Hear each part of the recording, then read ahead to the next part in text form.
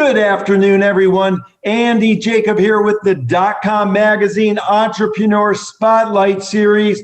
What a show today. I've been able to book a leader in high performance digital marketing, digital agency, really on steroids. It's unbelievable. And I hate to even use that term, but they do such an amazing job. I've been able to book Mr. Peter Kawecki. And Peter is the CEO of Bapple. Now, interestingly enough, Bapple is located out of Sydney, Australia, but they have customers and clients all over the world. And what Bapple does is they design high-performance web applications, websites. They take care of premium brands that facilitates exceptional user experience. I've wanted to get Peter on the show today to talk about user experience because that's one of his worldwide leading expertises. Peter, thanks so much for coming on the show today. Thanks so much, Andy. Very nice to be here. It's great to have you, Peter. You know, we oftentimes get worldwide leaders in their respective spaces, and certainly this is no different. Let's pull the lens back to start with Peter to 30,000 feet and tell us all about Bapple. Right, so we're a UX specialist based in Sydney. We basically specialize in helping businesses to do better business. Basically, what does that mean? You know, it's reducing friction in user experience, increasing engagement with their web applications, websites, software as a service, online platforms, and we build those specifically for specific audiences and customers.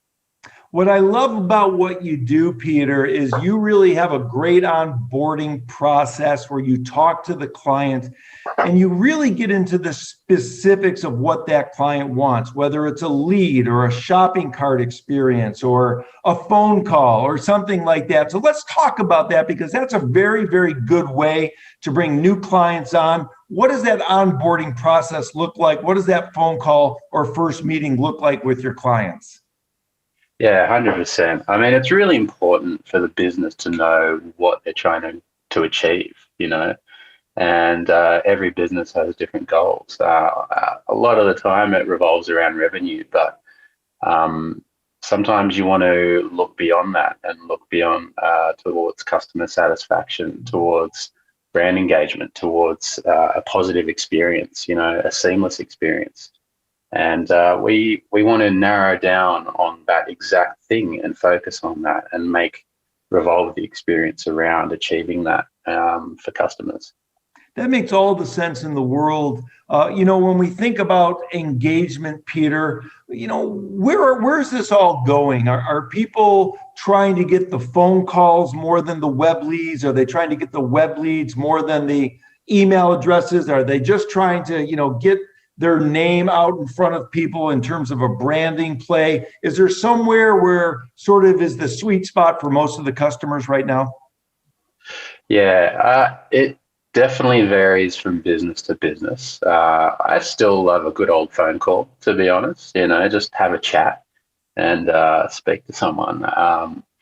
A lot of our leads come as emails, as do a lot of online businesses. But it's the first step, and ultimately it always leads to a conversation. And that's how we like to lead every business project. Yeah, everything really needs to have face-to-face. It's as digital as this world is becoming, we really want to keep it human and keep it real, you know, because we're trying to connect with people. So you can't connect with people without connecting with people.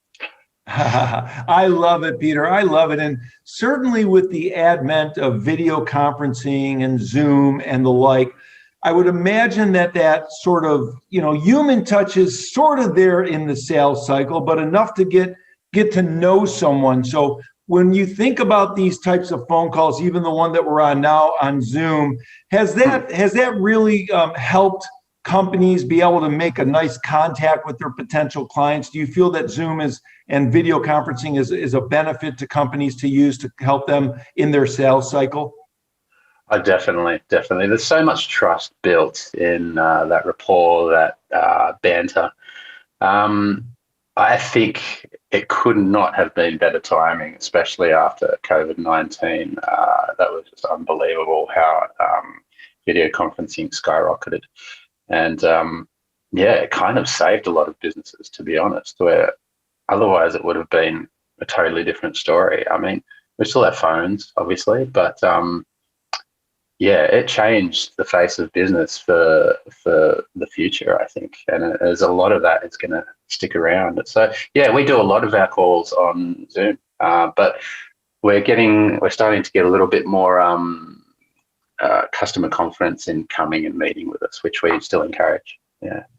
See, that makes all the sense in the world, because what you're saying, Peter, is you can actually get some eyeballs on someone. You can actually talk to them, and while you're not in person, it still gives you a glimpse into sort of their passions and their thoughts and their ideas and the way in which they're thinking. And you can sort of survey the room and understand really who you're talking to and what their needs and desires are.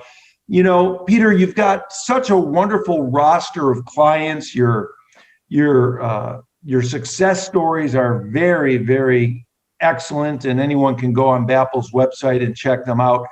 You know, when we think about a high performance digital agency like yours, one thing that comes to mind, Peter, is that you've been able to build a wonderful team. So let's talk about that for a minute. Let's talk about your team, because Bapple has some very unique people on the team, and people that really love what they do. And it seems like you've just put together a wonderful cohesive unit over at Bapple.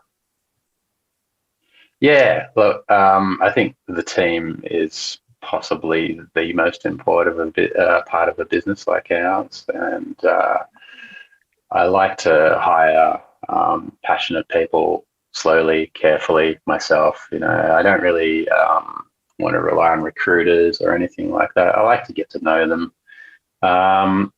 And you know, you want to build a nice, harmonious team that, you know, it's full of people that take ownership, that are just happy people, well-rounded people, and they're just passionate about what they do. Yeah, I think that's one of the things that we really look for, is that they want to deliver something that they're proud of, and that's what we like to do as well. Something that you can show off and uphold your reputation. You know. I love it, Peter. And obviously, you're known at Bapple for providing really, really transformational digital media to your clients, and digital opportunities to your clients. And one thing that must be very fun for you to wake up in the morning and know that you've put the team together where they all have the same type of passion to give the absolute best digital experience to your clients. So when we think about that, when we look at your projects online and we look at your success stories, they all seem to revolve around one key purpose, like we spoke about earlier. So how do you get to the key purpose? When you talk to a client, are you asking them, what do you want to do? Asking them the who, what, where, when, and why, how questions, so you can determine what they want. Do they want walk-ins? Do they want a call? Do they want website registrations? And then after you accumulate all this information, then does your team go to work to deliver on the promise? Yeah, I mean, it's all about solving problems for the customer. So, and also addressing the business's needs. So it could be, you know, donate to a fund. It could be add to a cart. It could be call the business, make a booking, you know. So and it could be several of those. It could be make a booking or make a call. So we basically take all those things and we prioritize them, because if there's 10 of these things, you just have to like calm down and say, okay, let's pick 2, the most revenue generating leads, or calls to action as they call them in our industry. And let's focus on those, because they're the ones that are going to drive business and create engagement. If you have too many, you're going to confuse people. It's going to be analysis paralysis. So yeah, you just want to stay focused and really get to the point.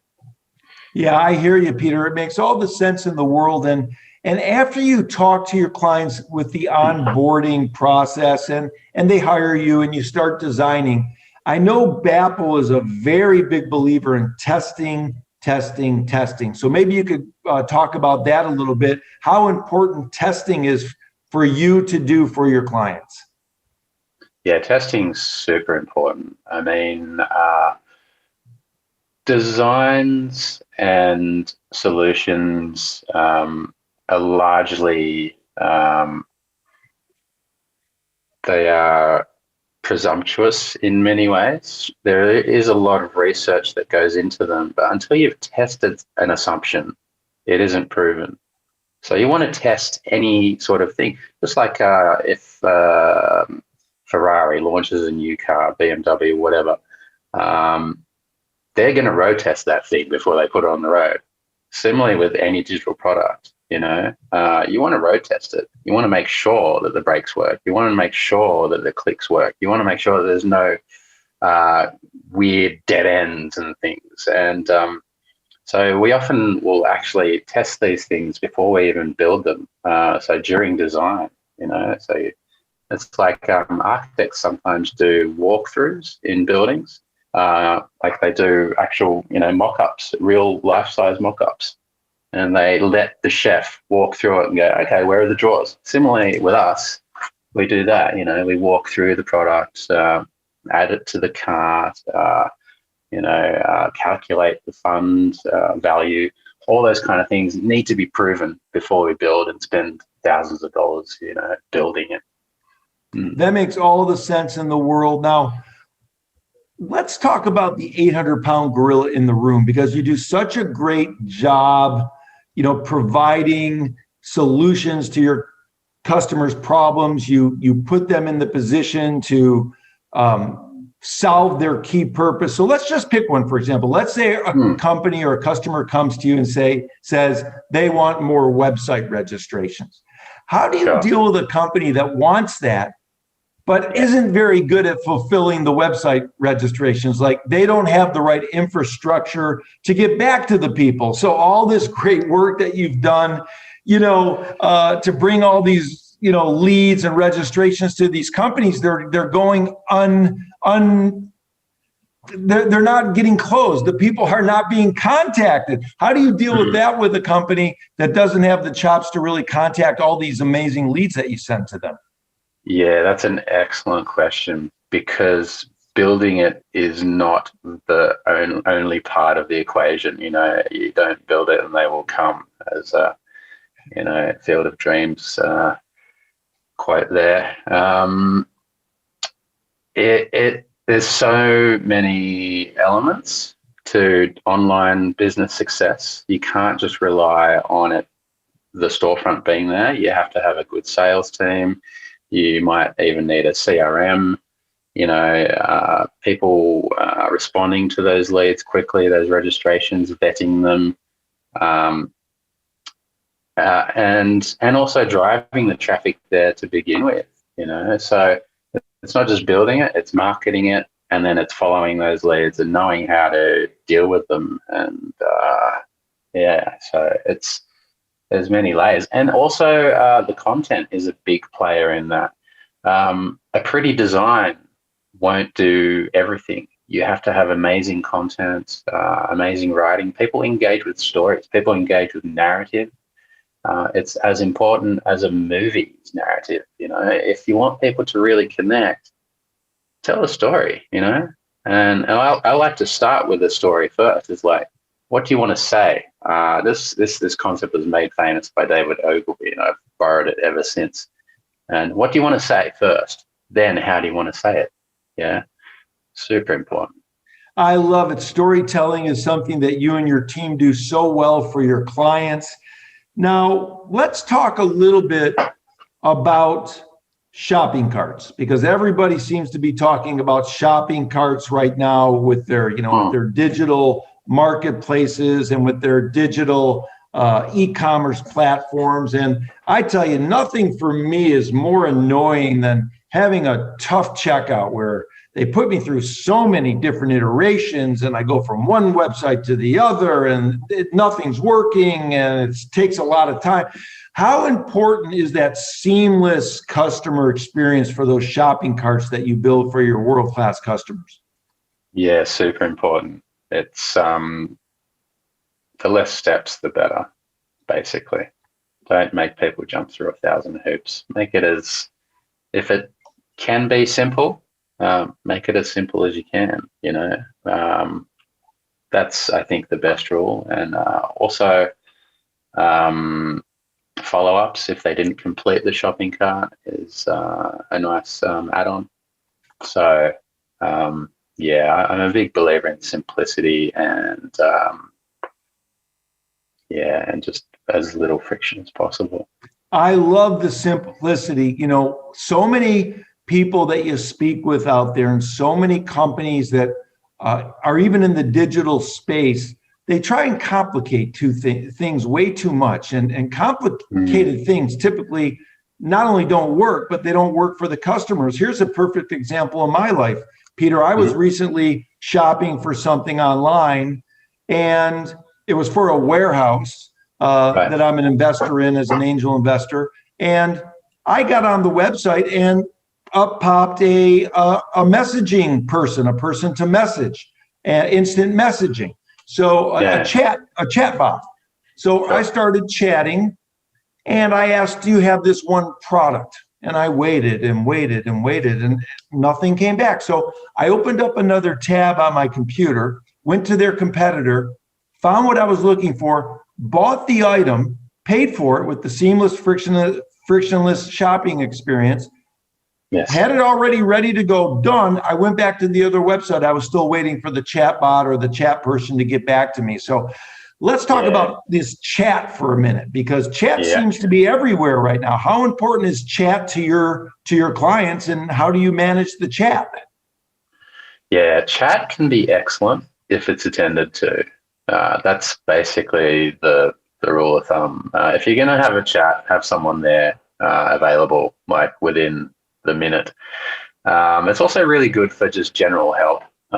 If you're on a web application or some sort of platform and something goes wrong, if you want to get feedback for that product as the actual service provider quickly, that's an excellent way of letting customers provide that feedback. Otherwise, people are not likely to give their feedback. This is just coming from experience. You know, if you're on a site and you're like pulling your hair out and there's a little thing there, you just say, hey, just found this problem. Just that I tell you. And that seems to work. And yeah, it's all about just being timely about it, you know, and just being there for your people and your customers. Yeah. That makes all the sense in the world, Peter. It's great advice. Keep it simple, because simplicity really rules the day.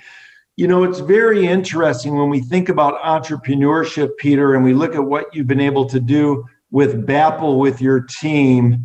You know, when we think about entrepreneurship, a lot of times younger entrepreneurs and startup founders have potholes in the road. They have roadblocks that come up, and they kind of get freaked out a little bit because, you know, they don't really know how to handle it, and they think they need to be perfect at everything they do. And you and I both know that that's not really the case.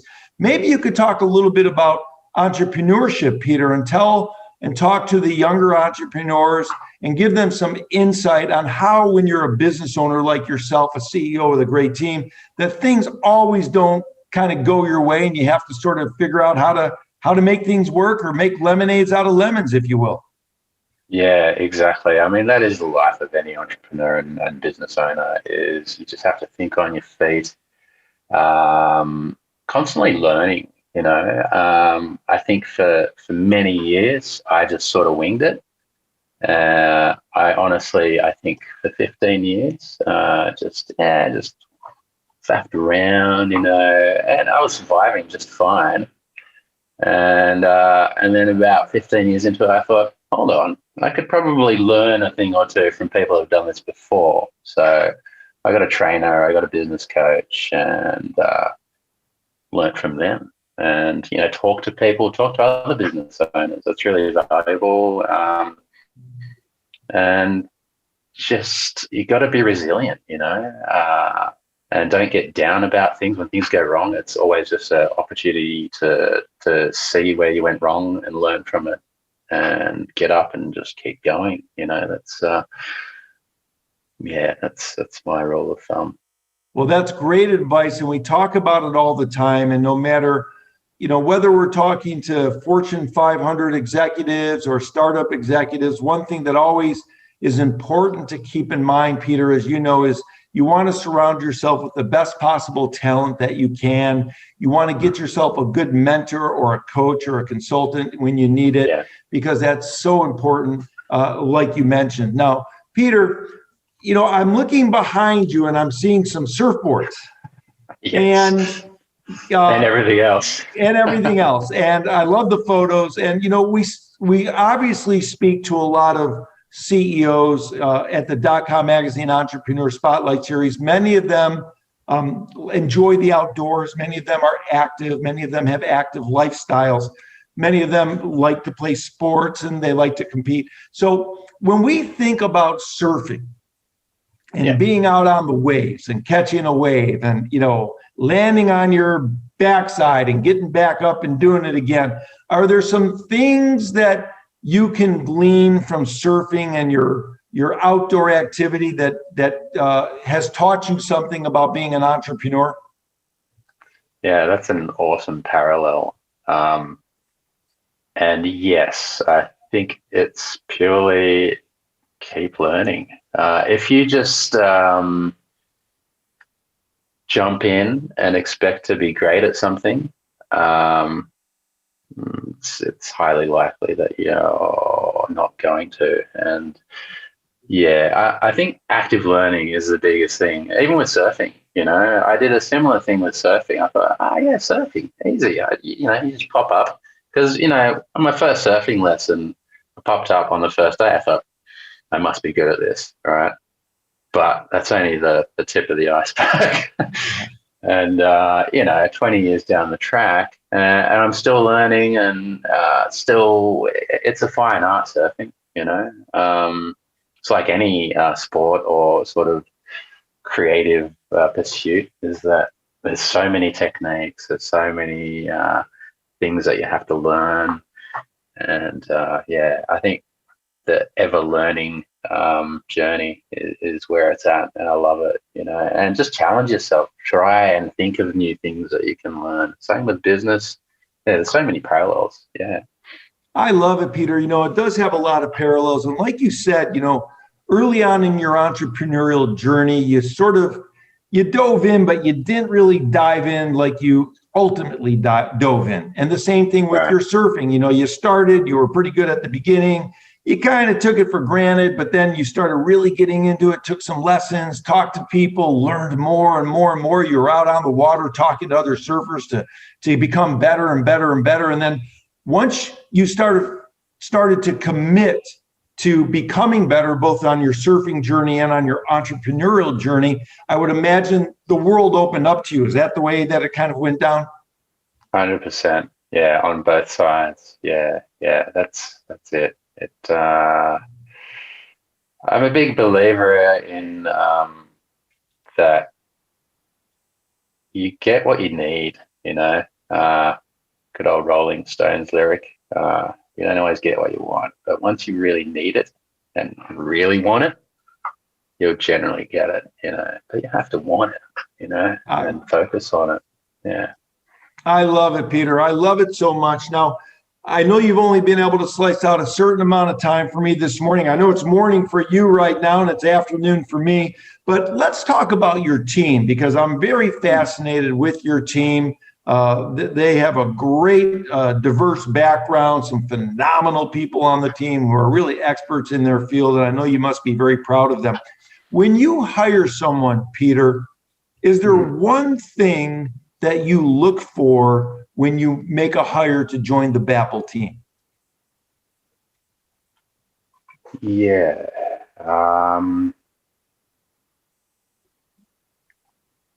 Yeah, that's a really good one. Look, from my heart, I always look for that spark of creativity and that curiosity. And just, this is more than one thing, but just a genuine interest, not just chasing the dollar.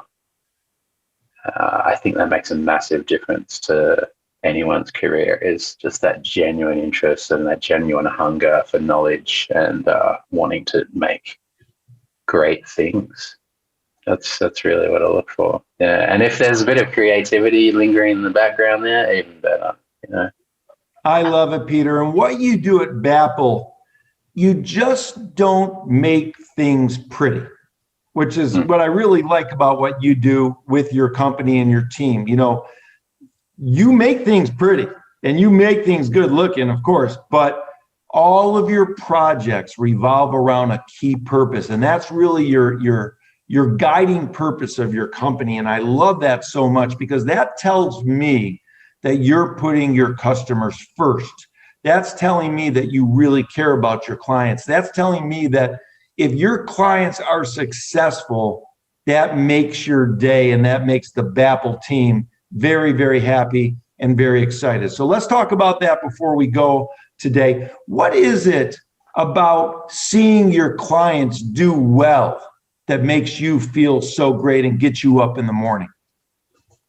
I think that's the best thing. It's the best outcome, is seeing a client do well, because that is why they came to us, and that's what we wanted to set out to achieve in the beginning.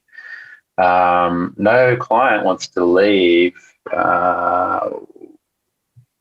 worse off than they came. I think it's that simple, is that we want to help, and if we're not helping, then what are we doing? Right. And we always want to check back in, say, are you doing better? And if not, then what went wrong? And it's just so satisfying having that end of after the project's finished, seeing that manifest and watching the business grow, however it may be. So that, I love that. That's really cool to see that happen. And that's really the creative side. That's sort of like the intrinsic creativity that your team has. They like to create, and then they get that feedback when their transformational creatives become amazing for your clients, and they do such great things with them in their own business, and they become better in their business. Peter, I have one final question for you, because it's very interesting. I'm talking to you. You seem like kind of a laid back guy, and it's, I love it. You got the surfboards behind you. You got a cool shirt on, and you got some great beads on your wrist, and you're very thoughtful, and you've got a great way about you. Very kind. You can tell you're a compassionate person. You're humble, and I love all that. What is Peter Kawecki's why? Why do you get up in the morning, Peter? What gets you going, and why do you wake up, get out of bed, and put one foot in front of the other? Yeah, ultimately, it's to serve other businesses, really. It's to inject a little bit of life, a little bit of spark into other businesses, the same way that we've done with ours, and to find that spark for them. And often it's in the founder. It's just about translating it into something that people can connect with. So that's really fun. And my why, it took me a while to find my why, because at the beginning it just seems like you're making websites and digital things, business cards, whatever. But once you actually connect it back to what you're achieving for those people, you're ultimately helping people. You're not helping businesses. A business is a construct around people. You're helping those people's families, be it the CEO, be it their team. It all comes back to other people's families. And that's, it is about making money, but who's it making money for? Is it for a good cause? If it's for a good cause, then great. That's my why. I love it, Peter. It's absolutely awesome. It's really great to hear, someone that found it, someone that started on their journey and they found it and they realized that what they can do can change the world. What you can do and what your team at Bapple can do can change the world for the positive, because you help your clients, you help your customers, then they become more successful than if they have not hired you. Then that success can hopefully steamroll into some other great things, whether it's charity or a mission or something like that at their company. So we're all moving forward, we're all giving forward, we're all paying back, we're all evolving. And like you said, this is a journey that we're all getting better at each and every day if you just get up in the morning and have that mindset. Peter, I wanted to thank you so much for coming on the show today. I knew what the interview was going to be about. It was going to be introspective, but at the same time, very, very, enlightening about the way in which your company at Bapple really makes your projects revolve around things that work for your customers. It revolves around a purpose, and it's just super cool that that's your guiding mission, and everybody on your team knows that. I wanted to thank you once again for slicing some time out this morning in your time zone, this afternoon in my time zone.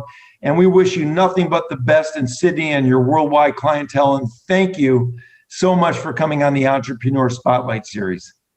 My pleasure. Thanks very much, Andy. It's been great talking to you.